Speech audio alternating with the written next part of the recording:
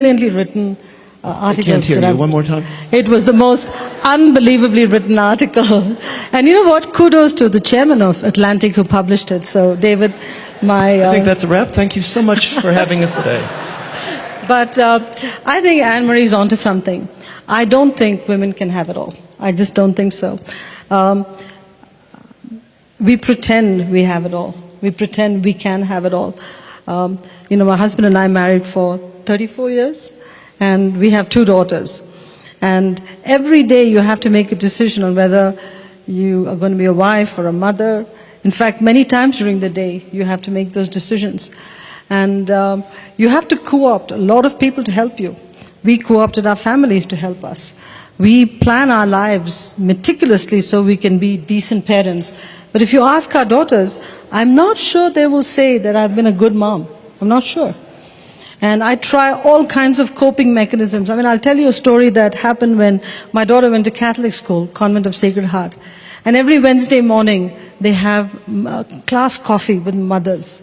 Class coffee with mothers for a working woman. How is it going to work? How am I going to take off 9 o'clock on Wednesday mornings to go for a class coffee? So I miss most class coffees. My daughter would come home and she'll say, list of all the mothers that were there, and you were not their mom. First few times I would die with guilt.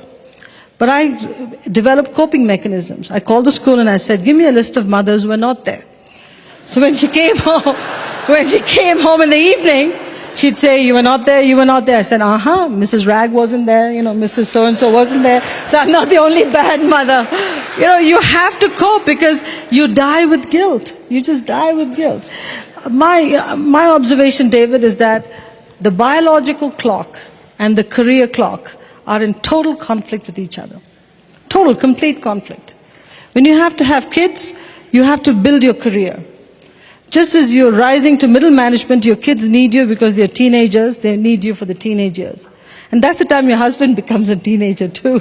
So he needs you. Sorry. They need you too. So what do? And as you grow even more, your parents need you because they're aging. So we're screwed. I mean, we cannot have it all. But you know what? Coping mechanisms. Train people at work. Train your family to be your extended family. When I'm in PepsiCo, I travel a lot, and when my kids were tiny, especially my second one, we had strict rules on playing Nintendo. She'd call the office. She didn't care whether I was in China or Japan or India, wherever. She'd call the office. The receptionist would pick up the phone. Can I speak to my mommy? Everybody knows if somebody says, can I speak to mommy, it's my daughter. So she'd say, yes, Tara, what can I do for you? I want to play Nintendo. And the receptionist has a set of questions. Have you finished your homework? You see, I say this because that's what it takes. She goes through the questions and she says, okay, you can play Nintendo half an hour. But she leaves me a message. Tara called at 5. This is what the sequence of questions I went through. I've given her permission. So it's seamless parenting. But if you don't do that, I'm serious, if you don't develop mechanisms with your secretaries, with the extended office, with everybody around you, it cannot work. It can't. Motherhood, stay-at-home mothering was a full-time job. Being a CEO of a company is 3 full-time jobs rolled into one. How can you do justice to all? You can't. The person that hurts the most with this whole thing is your spouse. There's no question about it. Raj always says, you know what, your list is PepsiCo, PepsiCo, PepsiCo, your 2 kids, our 2 kids, your mom, and then in the bottom of the list is me. There are 2 ways to look at it. You should be happy you're on the list. So don't complain.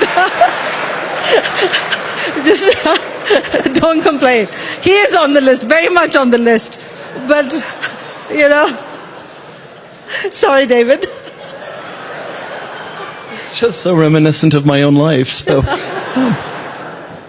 I've received word that we're supposed to close. Let me tell you that whatever the guilt you feel inside the family or the lack of approval from your mom, we received a text message right before we came out from Sheryl Sandberg, who said, you've done a marvelous job of leaning in. We're very happy to have had you here. Thank you, David, and thank you all.